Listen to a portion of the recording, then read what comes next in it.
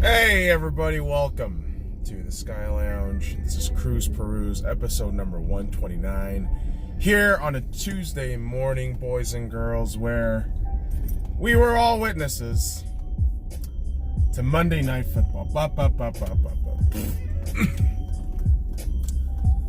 Another fucking Monday Night Football game, another blowout between two teams who are very underwhelming. Because last Monday we had the Washington Redskins taking on the Chicago Bears, which was awful. And Chicago just kind of threw Washington to the ground, unzipped their pants and just went at it. This is kind of the same situation. Cincinnati headed into Pittsburgh, both 0-3, mind you, both 0-3. And I gotta say this. As much as I don't like Pittsburgh, obviously with the Seahawks and the Steelers and 2005, the Super Bowl and the referees, there's still a lot of animosity and salt there for me, boys and girls, personally, despite the fact that I've been following the Seahawks since 2015, really. But I learn history. I learn about the team's history through videos and interviews and all this other shit. So I make it my own team, right? That's what being a fan is. You make the knowledge yours. And despite all of that, despite the animosity for the Steelers being there for me very vividly, I don't really hide that from anybody. I was thoroughly impressed with Mason Rudolph, and I've said this even when we beat Pittsburgh. I said, listen, I think Mason Rudolph's a good kid. He's no, Hall of Famer level Ben. He's just not going to be right now. I mean, who the hell knows? Maybe he is in the near future. But I think, for what he was called upon to do, which is be a backup to a Hall of Famer quarterback who is in the tail end of his career, and due to his injury, you have to step up and take his role. I mean, I think he's doing a phenomenal job. And obviously, yes, you have to take into consideration and context that Cincinnati's defense is, how shall I say this? Like in shambles? Is that a proper way to say it? I don't know. It's shit. It's fucking ass. I don't really know what else word to describe Cincinnati. Cincinnati, let me tell you one thing right now.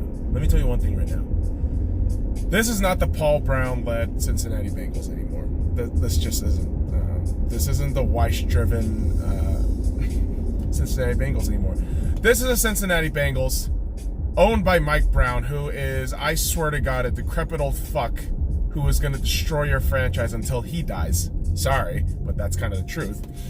And you have a quarterback in Andy Dalton who is a serviceable, bang average quarterback, but he is getting destroyed by the piss poor quality of the team that's on the field. There is no starting fucking O-linesman, I believe, in Cincinnati. And you can give me names, I don't give a shit. When your quarterback gets sacked 8 times in a fucking game, 8 times in a fucking game? Yeah, that's a problem. And I swear to God, dude, Andy Dalton, I feel for the guy. I do. It's just unfortunate that he had to go into that fucking franchise. I think any other franchise with decent management, decent player personnel, and asset management, Andy Dalton might have been a decent winning quarterback. He might have been a Kirk Cousins, like 9-7 consistently throughout every season. But instead, Kirk Cousins gets the stupid fucking money in Minnesota, and Andy Dalton is left here to suffer. I'm probably going to argue this. I'd rather take Andy Dalton than Kirk Cousins. Sorry, kids. This is a man who has been scarred for life because of Cincinnati, and they're just complete ineptitude on and off the field. It's incredible. I mean, Pittsburgh, Let's not get any of this shit twisted. Pittsburgh over the last 3 weeks before week 4 have been looking awful. They have been looking just fucking god awful, shooting themselves in the foot and just looking completely out of their element most games. And yesterday they found a team worse than them. That's simply it. Where do I think Pittsburgh is going to land up? Probably third in that AFC North, maybe looking at 9-7, 8-8 realistically. And yeah, I don't think you guys are getting to the playoffs. I just don't. Baltimore and Cleveland, honestly, they took steps beyond Pittsburgh, in my opinion. I don't think Pittsburgh's all that good. They have a couple of really stalwart talents on both sides of the ball. Their special teams is pretty decent too, in my opinion. Like I said, I really love how Mason Rudolph balls. Nothing to write home about as of yet. I mean, obviously this is his first year. We don't know what the hell's going to happen, but I like the cut of his jib. I got to give a huge kudos to Mason Rudolph for just stepping up.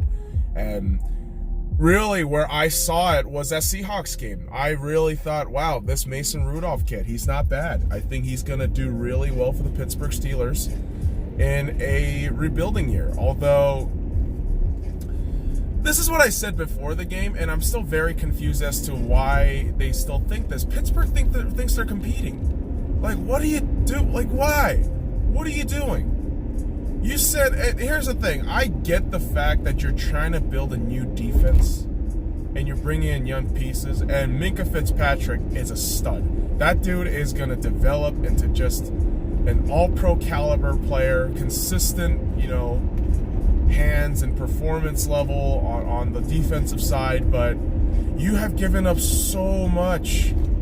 You have given up so much for that. And here's the thing, if I think, based on what I've seen from the Pittsburgh Steelers, and this to me, this is a bottom 10 team. If that's the case, then I really do think you just kind of threw away a potentially high draft pick. And I get it, Minkah Fitzpatrick can be that next level talent, but come on, man. For one guy, you sent literally 3 fucking picks. That's kind of ludicrous, in my opinion. And this guise of thinking that you're still competing, I don't agree with that at all. I think Pittsburgh realistically is a rebuilding franchise, and honestly, I don't see them challenging, at least for a year or two. I don't. And this is all contingent upon how Rudolph develops.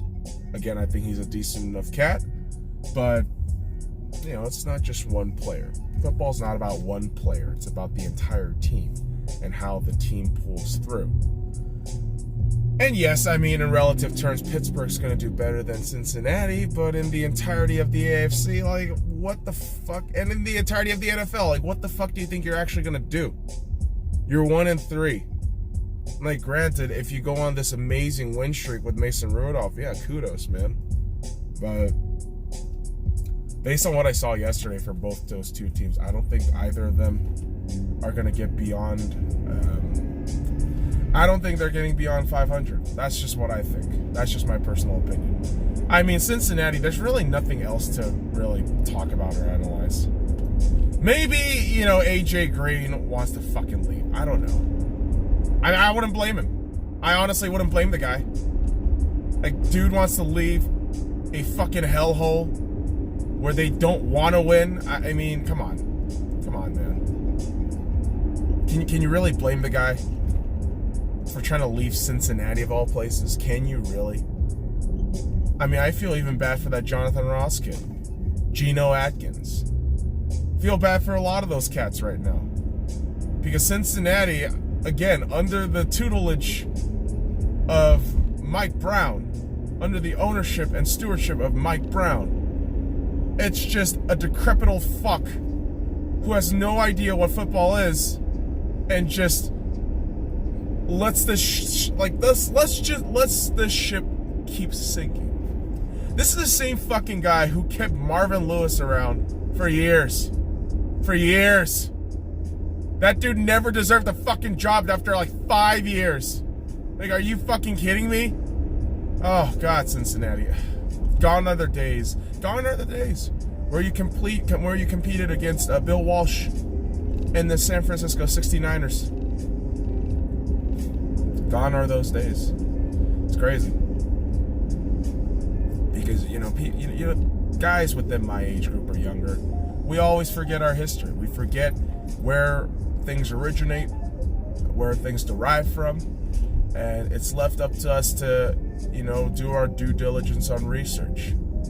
And yeah, Monday Night Football might have been a bummer, but these are two historic teams that I think everyone should recognize. In their heyday, this was a fantastic duel. Yes, the Steelers had that kind of lull period after the 70s until Big Ben came in the picture in the early 2000s. Old rapist burger coming in and raping bitches. But we can't forget, boys and girls. We gotta make sure you do your research on history. And I feel like studying the history of something you love, especially within the sports world, gives you better perspective. It makes you appreciate the game more. I'm actually listening to this audiobook called The League, which discusses and talks about how the National Football League was created. Between 5 owners, Hallis, Mora, and a couple other cats. Which, let's be honest, I'm only like 2 chapters in at this point, but it's fascinating when you learn the origins of the beautiful game of football. And there's a lot of people that you have to appreciate. Whether you're a fan of the Rams, fuck Stan Kroenke, but I get it. Whether you're a fan of the Jets, the Jacksonville Jaguars, it doesn't matter. There's a lot of history and appreciation for every team. And for my own personal team, the Seattle Seahawks, people always forget, and I apologize if I kept saying 1999, but I'm going to go ahead and just say the mid-90s because I have to research on the exact date that Paul Allen purchased the Seattle Seahawks. But what I do know is this, like I said, mid to late 90s, Paul Allen, purchases the Seattle Seahawks franchise, who was on the verge of a move from Seattle because I believe they weren't making any money, and just the financial aspect of it was getting too difficult. I remember watching a video about a year or 2 ago, right when Paul Allen passed away, and you also have to realize that Paul Allen was a diehard Pacific Northwest, Seahawks fan. I mean, the guy born in the Pacific Northwest, and I'm sure he was an avid fan for a couple of years. I'm pretty sure those Steve Largent, Jim Krieg years where they actually went to the AFC Championship, I'm pretty sure he was around for that. But a great man, a philanthropist, and somebody who understood the cultural impact a sports franchise can have on a community. For a wealthy man to understand that, a wealthy man to understand that perspective, it truly takes a real fan to lay that perspective and lay that foundation for other future Seahawks fans to appreciate. And like I said, boys and girls, I am a Seahawks fan who joined the fandom, became a 12 after the Super Bowl 49 loss. And I tell people all the time, I tell this to people all the time, like, yes, I remember Super Bowl 48. I was there watching it at my buddy's house because he's a Broncos fan. And I thought, this is a very interesting team. Literally the next year, I go back to their house and watch the same fucking Super Bowl. They throw the INT, game's over, and I said, I think I'm going to go ahead and support the Seattle Seahawks. I don't know what it is. I just love the cut of their jib. I love what they do.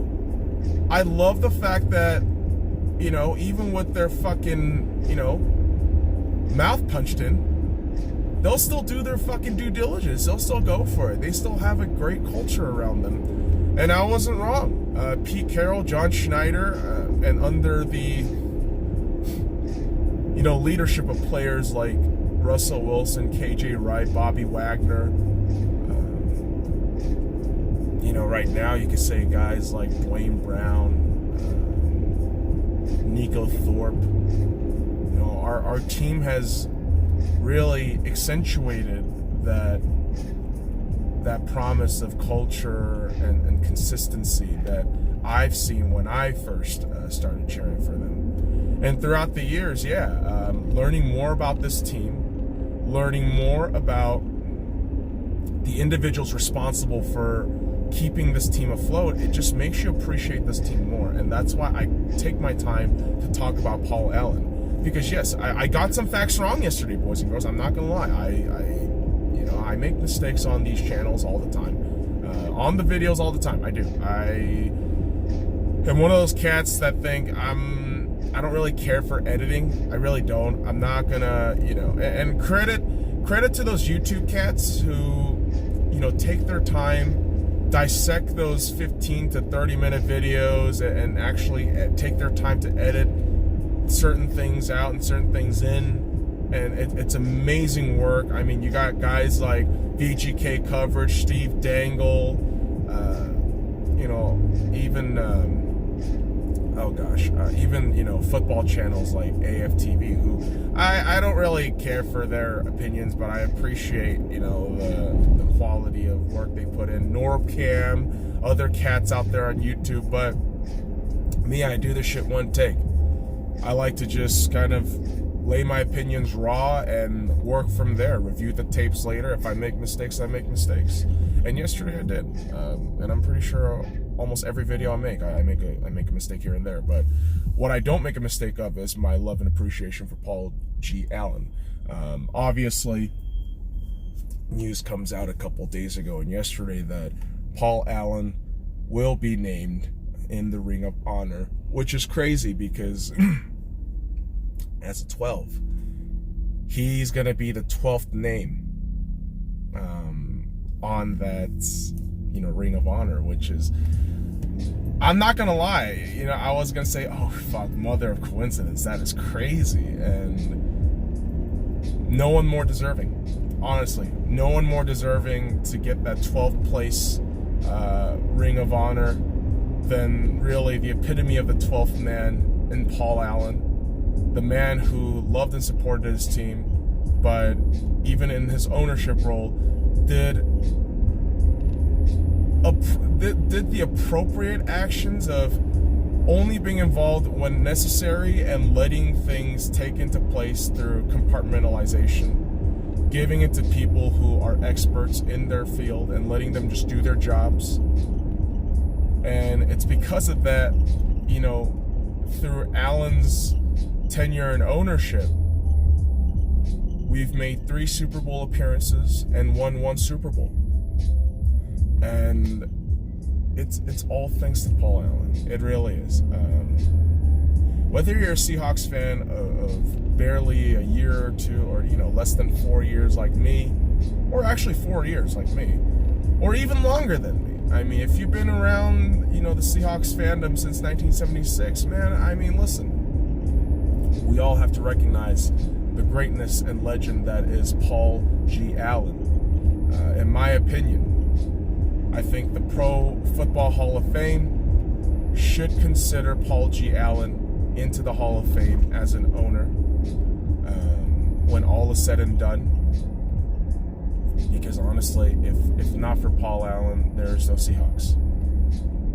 Simply put, if there is no Paul Allen, there is no Seattle Seahawks. And his sister, Jody Allen, will be raising the 12th flag on Thursday Night Football against the Rams in CenturyLink Field when Paul Allen's name is inducted into the Ring of Honor.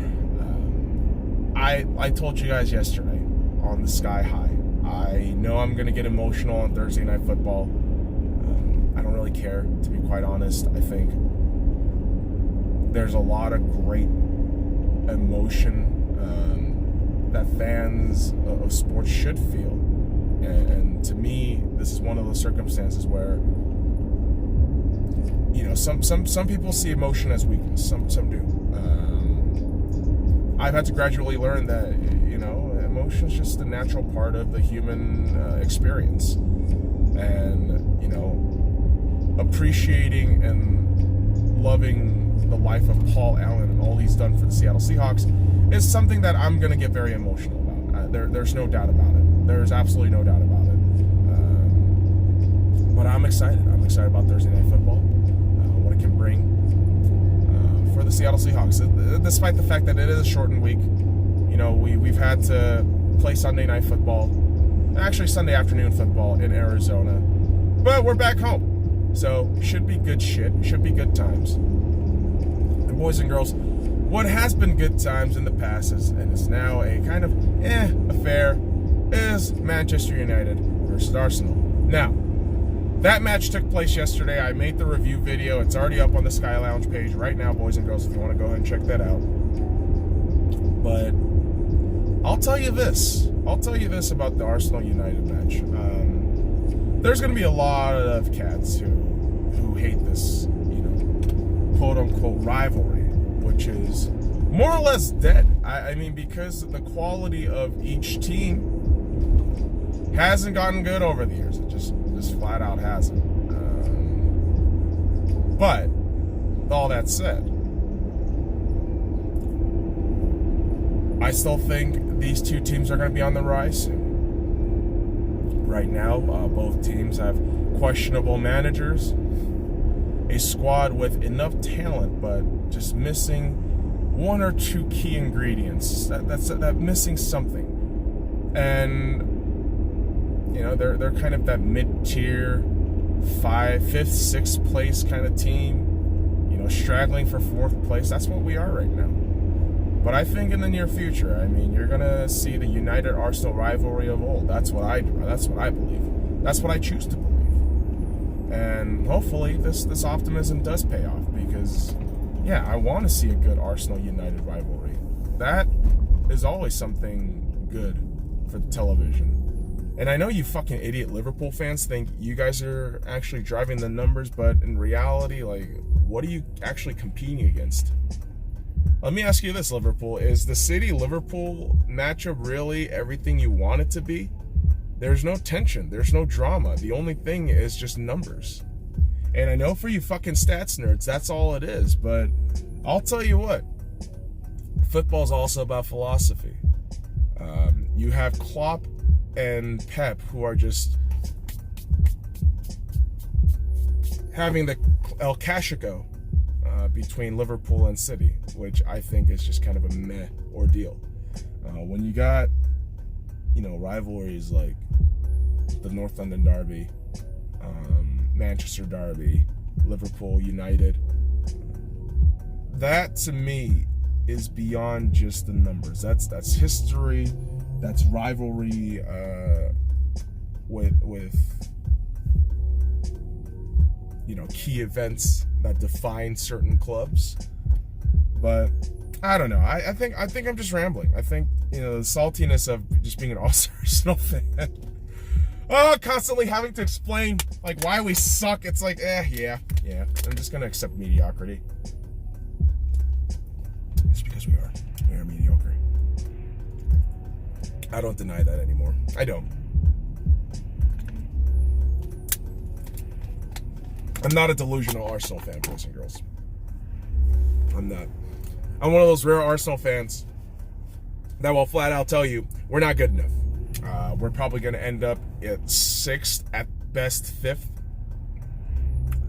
And our players are certainly going to underperform in key situations like we've seen with Socrates and David Luiz in the Premier League.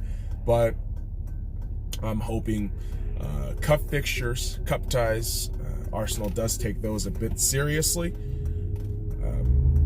To me, a successful season for Arsenal to me. Obviously, if you get anywhere near the top 4 in the Premier League, I'm going to be ecstatic. I am going to jump over the moon. I'm going to be a happy camper. But to me, a League Cup, an FA Cup, or hell, a Europa League Cup, to me is the standard. One of those cups, I think, would be a vast, vast improvement to the morale of this club. I think, really, it's going to ease our minds a little bit as fans, as supporters, who, I always say the cups aren't everything. Cups aren't everything, but validation of greatness. Validation of greatness is provided through means of winning a palpable physical embodiment of the challenge and hardships, and that's a trophy or a cup. And so I'm hoping, especially with last season, the way it ended, just playing one first half and then shitting the bed in the second half in the Europa League final. I'm hoping Arsenal, can dust it off and get back to the opportunity to compete again and win a cup. That's what I'm hoping for. And boys and girls, I forgot to mention, it's October today. October 1st. Yes, boys and girls. And you know what that means, boys and girls? Sports ball is in full gear. That's right. The NL wild card will begin today. AL wild card starting tomorrow. And boys and girls, October is a beautiful fucking time because you have, like I just said, the MLB playoffs starting literally the first day of October. You also have hockey starting tomorrow night, Wednesday night hockey night. I mean, be excited, boys and girls. And in a couple of weeks, the NBA kicks off, right? And in soccer, you have every competition just in full gear. And football, you're into the fucking 5th or 6th week of the NFL season in the beginning of October. I mean, come on, man. What more can you want? What more can you want? It's awesome. It's fucking awesome, man. I am goddamn excited about October starting. And, the wild card is something that I have been waiting for a long time, especially because, listen, I mean, the reality of baseball, it's a long fucking season. And being a Dodgers fan, it's hard to watch the Dodgers on television. If you're not in Los Angeles and you don't have that specific fucking cable channel. And so, yeah, it's going to be awesome to actually watch the Dodgers on national television without any fucking blackout. That'd be amazing. I've been waiting for that. And, it all starts with the wild card, which, obviously the Dodgers aren't involved with because we've won the division for the 7th time in a row and 106 wins, the most in the NL, baby. So, today it's the Nationals versus the Brewers. I believe the Nationals are at home. I don't really know the rosters of both sides, but all I know from the Brewers is, Christian Yelich is out, for the rest of the season. So maybe Nationals pull one out of their ass. That's what I'm thinking.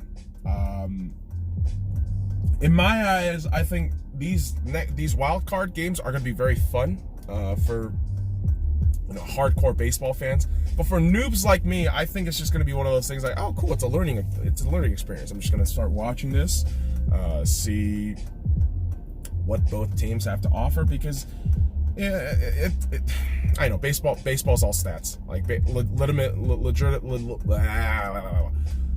legitimately, I mean, you see baseball and the way it's viewed and played by the fans, it's all about stats. And I always tell this to everybody, I'm not a stats nerd. I'm not a huge stats guy because numbers get fuddled with. Without context, stats are meaningless. I say this all the time. But I think it's just going to be a great viewing to get a feel for what the playoffs are going to give us. I mean, obviously, from the AL side, once you insert the Astros and the Yankees, I mean, that's a whole other flavor of hatred from my side as a Dodgers fan. But man, these playoffs, I think they're going to be nuts. October rain, baby. October rain. You also have Minnesota on the other side, who I think people don't talk about enough. And then, yeah, the Tampa Bay and Oakland series, the wild card series, that's going to be fun tomorrow. So, you know, I'm excited. I'm excited for the potential that October is going to bring. And listen, October truly is the most wonderful time of the year. You got baseball playoffs. You got basketball about to start. Hockey about to start. Soccer's in full swing. Football, it's not just a tip anymore, baby. The full shaft is in, and it is coming all over with that warm goo. And I gotta tell you right now, I'm gonna be hoarded out in all my team gears all month long. I'm gonna be that really unbearable fuck who wears Dodgers gears, all blue, and my Kershaw jersey is ready. My LA hat is ready, along with those blue jeans. Blue Dodgers hoodie ready. I mean, I'm ready to go. I'm ready to go. Oh my God, Dodgers fans! I'm sick of losing. I'm sick of losing. I'm sick of losing. Dodgers fans, I am. It's been 31 years. It's been 31 fucking years. Can we catch a fucking break at this point this year, please? Like, I don't care who the fuck makes it on the other side. Let's just get to the World Series. And I've said this multiple times. If you get to the NLCS, great. I'm a happy camper. Like, you've checked my bare minimum expectation. Awesome. And if you fail from that point, I'll be miserable, but I'll still say, hey, you know what? At least you got to this point, okay? I'm not gonna be that fucking mad that you achieved a point where a lot of people can't get to consistently. So I'll give you praise for that, but again, I'm gonna be fucking miserable. If the Dodgers can't win something of substance this season, I am really just gonna be miserable. I really am. And you know, you would think, cheering for Arsenal all these years, that I would be somewhat learned in the ways of disappointment and failure. But yeah, I'm not gonna lie, dude. If win or lose, I think if we lose, okay, so if the Dodgers somehow get to the World Series and lose, okay, if they fucking lose, I'm not gonna cry, but I'm gonna be fucking miserable. I'm gonna be like quiet depressed for maybe a couple of weeks, still wear Dodgers gear, but just have a general presence of an aura of depression and just hatred and salt. But if we win, oh my God. Yo, if we actually win the World Series, I might cry for hours. I don't know. I don't know what the fuck that feeling is going to be like. I have no idea. Because to be quite honest, most of my teams, except for the Lakers, which I've seen win many, many times, I haven't really experienced that winning sensation. And like I've said, with the Seattle Seahawks, I started following them after Super Bowl 49. So as a fan, I didn't really, feel Super Bowl 48 through the perspective of those fans who've been following for years. But, during my time as fans of all these teams, I know this for certain. I don't switch allegiances. I believe in sports monogamy. And yes, I might wear an individual player gear on another squad, namely Baker Mayfield. I've said this multiple times, boys and girls, but the reality is my heart, my soul is with the 5 teams that I love beyond anything else. Los Angeles Dodgers, Los Angeles Lakers, Arsenal Football Club, Seattle Seahawks, and the Vegas Golden Knights. So, boys and girls, I'm going to leave it off at that. Follow me at the Sky Lounge on all the links in the description below. Like, comment, subscribe for more daily content. Now fuck off.